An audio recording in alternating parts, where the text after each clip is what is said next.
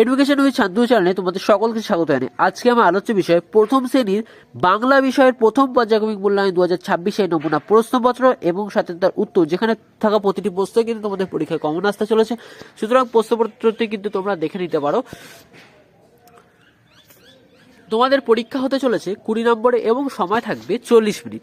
প্রাথমিক শিক্ষা পর্ষদের নির্দেশ অনুযায়ী নবপ্রবর্তিত পর্যায়ক্রমিক মূল্যায়ন সিসিই পদ্ধতি অনুসরণ করে কিন্তু প্রশ্নপত্রটি তৈরি হয়েছে। প্রশ্নপত্র একের দাগে বলা হয়েছে ছবি দেখে ফাঁকা ঘরে সঠিক বর্ণ বসিয়ে শব্দ বানাও। দেখো একটা কলের ছবি দেখতে পাচ্ছ এবং সেখানে কিন্তু ল লেখা রয়েছে এবং তার আগের বর্ণটা লিখতে হবে। তোমার সেখানে কিন্তু ক লিখতে হবে, ক এবং ল যুক্ত করলে কিন্তু কল হবে। তারপর একটা ছবি দেখতে পাচ্ছ, এই ছবিটা হচ্ছে মইয়ের ছবি, তাহলে রস্যই লেখা আছে, তাহলে আমাদের লিখতে হবে ম, ম আর রস্যই মই। পরে একটা বকের ছবি দেওয়া আছে, তাহলে ক লেখা আছে ব আর ক লিখলে হবে বক। তারপরে আছে একটা রথের ছবি, থ লেখা আছে, আমাদের লিখতে হবে র, র আর থ মিলে কিন্তু রথ। নিচের শব্দগুলি থেকে একটি করে বর্ণ নিয়ে নতুন শব্দ বানাও, যেখানে প্রতিটি প্রশ্নের মান তোমাদের 1 করে 4টি প্রশ্নের জন্য তোমাদের থাকছে 4 নম্বর। দেখো উপরে শব্দ রয়েছে জগ আর ফল, জগ এবং ফল থেকে বেছে নিয়ে একটা নতুন শব্দ তোমাদের বানাতে হবে, যেটি হচ্ছে তোমাদের জল। খাম ও তাল থেকে নতুন একটা শব্দ হবে খাতা।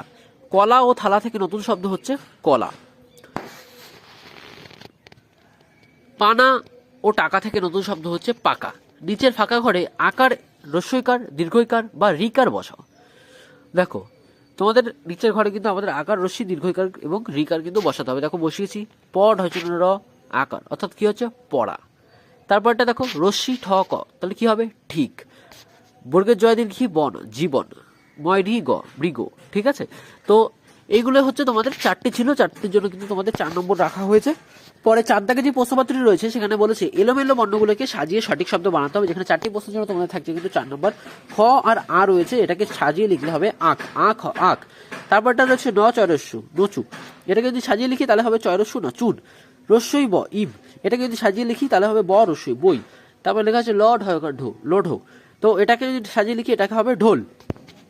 5 থেকে প্রশ্নপত্রগুলো বলেছে প্রশ্নপত্রগুলো উত্তর একটি বাক্যে লেখো, যেখানে তোমাদের 4টি প্রশ্নের জন্য কিন্তু তোমাদের থাকছে 4 নম্বর, অর্থাৎ প্রতিটা প্রশ্নের মান থাকছে 1 করে।